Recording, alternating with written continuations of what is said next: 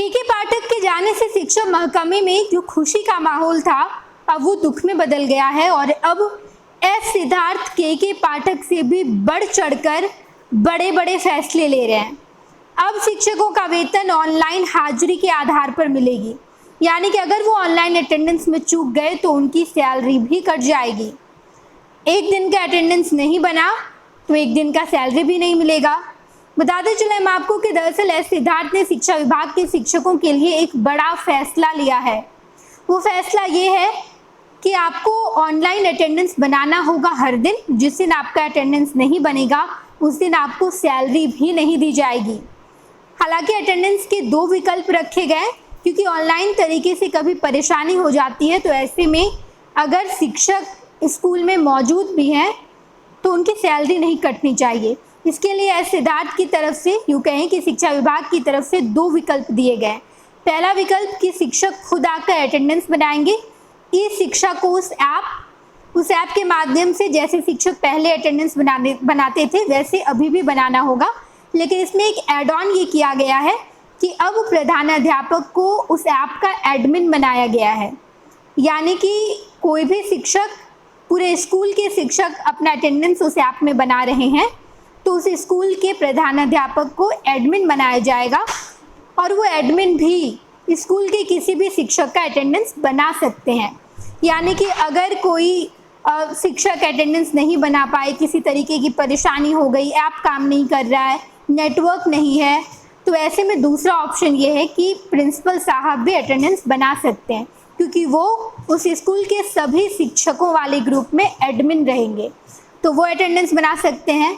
इसके अलावा अगर शिक्षक अवकाश लिए हैं, यानी कि शिक्षकों की छुट्टी है, प्रधानाध्यापक के द्वारा शिक्षकों को छुट्टी दी गई है, तो ऐसे भी स्थिति में उस ऐप पर प्रधानाध्यापक को ये मेंशन करना होगा, ये लिखना होगा कि आज शिक्षक की छुट्टी है, फलाना फलाना शिक्षक आज स्कूल नहीं आए हैं, और जो कारण है वो कारण भी आपको देना होगा। इसके अलावा ऑनलाइन तरीका तो है ही, इसके अलावा ऑफलाइन तरीका भी है। ऑफलाइन तरीके से भी शिक्षकों को अटेंडेंस बनाना होगा। दोनों तरीकों से शिक्षक अटेंडेंस बनाएंगे, उसके बाद ही शिक्षकों को सैलरी मिलेगी। अगर दोनों ही तरीके में शिक्षक चूक गए तो उस दिन की सैलरी शिक्षकों की काट ली जाएगी। इसके अलावा अगर शिक्षक स्कूल में मौजूद है, पढ़ा रहे हैं, तो उन्हें ये मेंशन करना होगा स्कूल के 500 मीटर के दायरे में ही रहकर आपको वो अटेंडेंस बनाना होगा।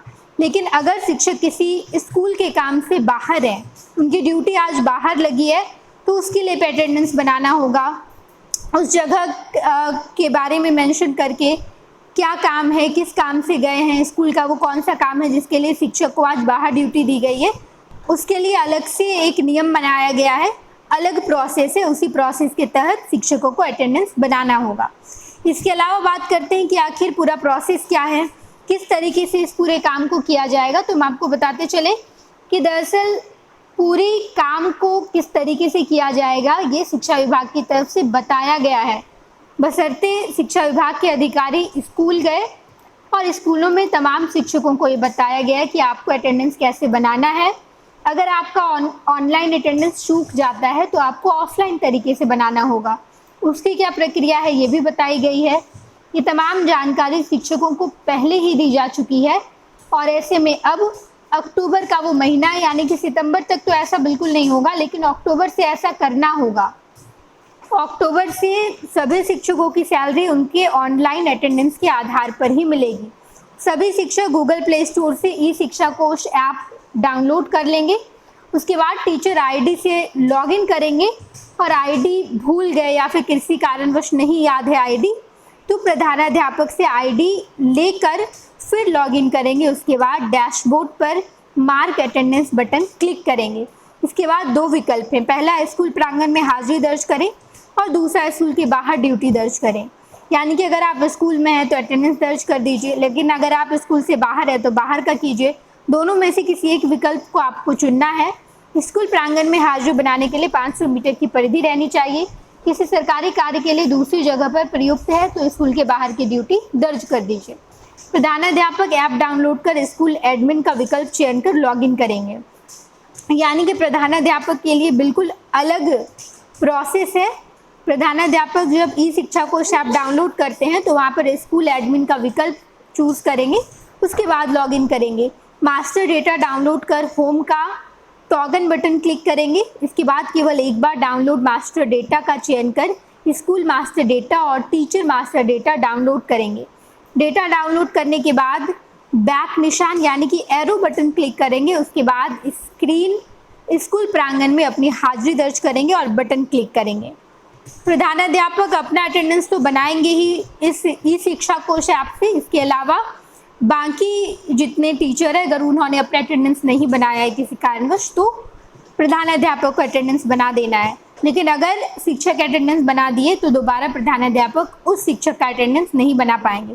कुल मिलाकर एस सिद्धार्थ का ये नया इनिशिएटिव है जहां पर एस सिद्धार्थ ने और पारदर्शी बनाने के लिए शिक्षा विभाग को अच्छे से शिक्षक पढ़ाए, स्कूल में आकर शिक्षक मौजूद रहें स्कूल में, इसके लिए ऑनलाइन अटेंडेंस के आधार पर अक्टूबर महीने से शिक्षकों को सैलरी दी जाएगी।